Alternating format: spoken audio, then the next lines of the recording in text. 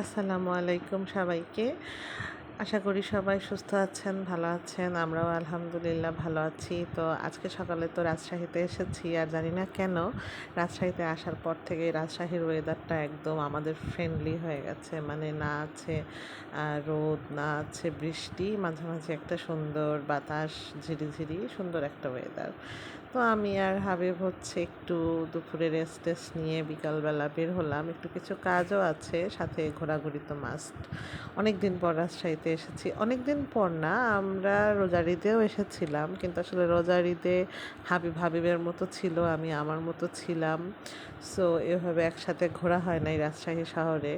আর রাজশাহী শহরটা যেহেতু আমাদের দুইজনের জন্যই অনেক বেশি স্মৃতি বিজড়িত, সো সেজন্য একটু ঘুরতে তো হয় মাস্ট।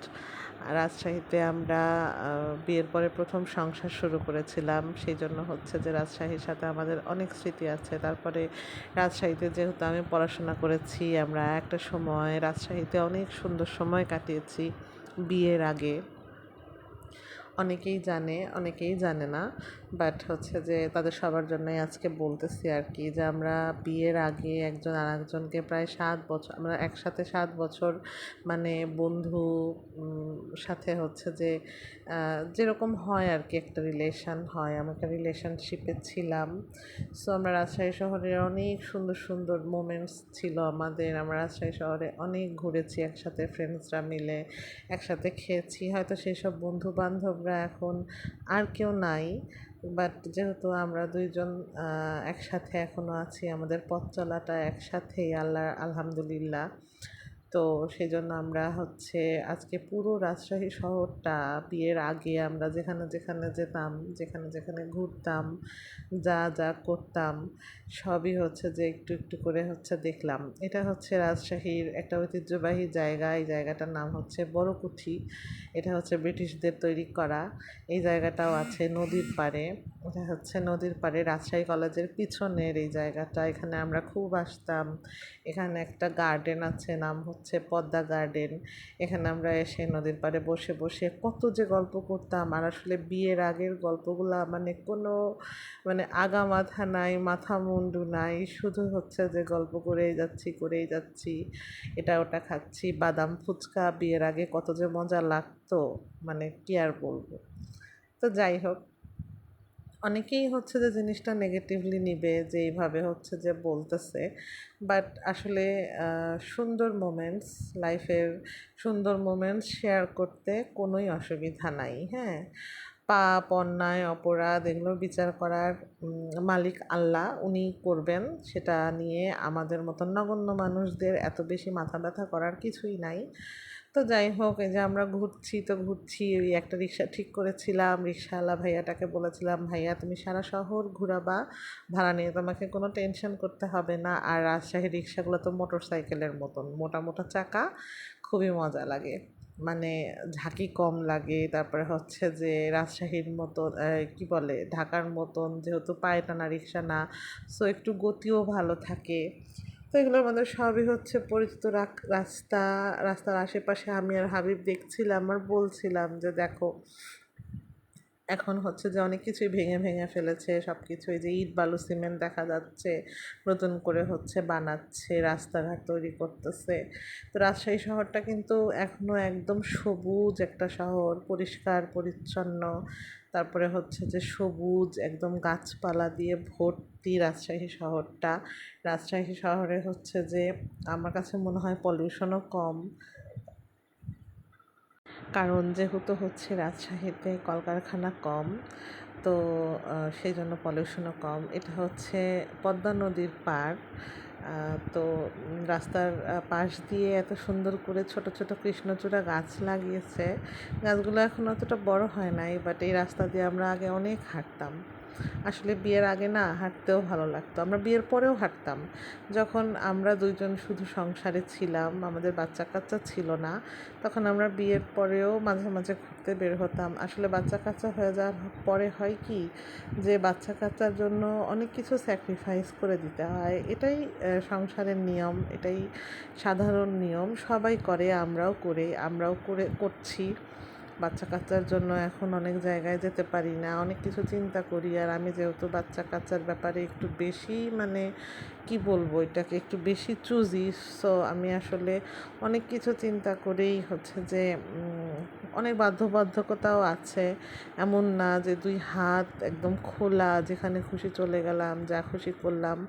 এতখানি মানে সামর্থ্য এখনও আয়ত্তে আসে নাই। তো আল্লাহর রহমতে যদি কখনো আসে তখন হয়তো বা করব। কিন্তু নতুন কিছু এক্সপ্লোর করার চাইতে মনে হয় পুরাতন দিনের ওই পুরাতন জায়গায় পুরাতন স্মৃতি রোমন্থন করার মধ্যে যে মজাটা, মানে ওই পুরাতন মানুষের সাথে পুরাতন জায়গায় যে পুরাতন গল্প বারবার মনে করা, এই দেখো আমরা এটা করতাম, তোমার মনে আছে আমরা এটা করতাম, এই তোমার কি মনে আছে আমরা এখানে যেতাম, এই যে এই গল্পগুলো করা, এগুলোর মধ্যে যে মজা আছে।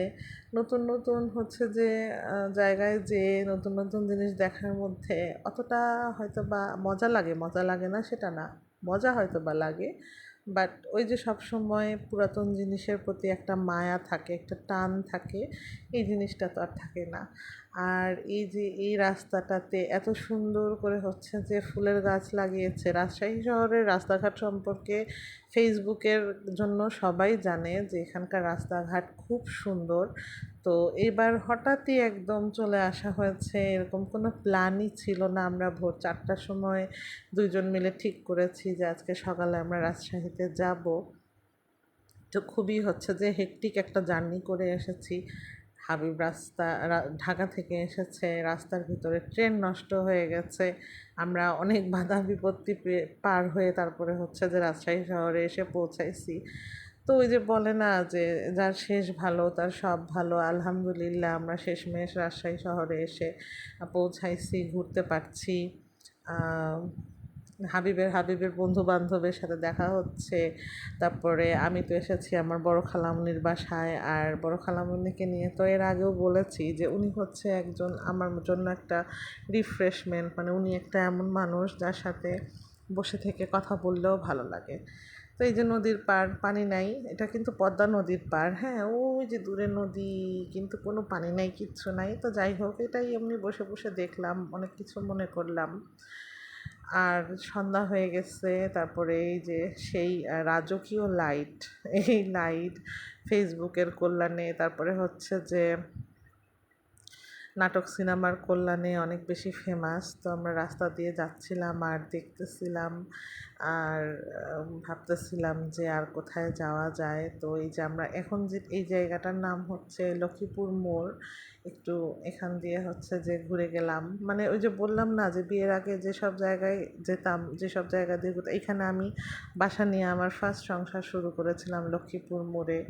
তারপরে হচ্ছে যে এইটা হচ্ছে যে রাজশাহী শহরের সবচাইতে উঁচা বিল্ডিং, 22 তলা maybe, if I am not wrong.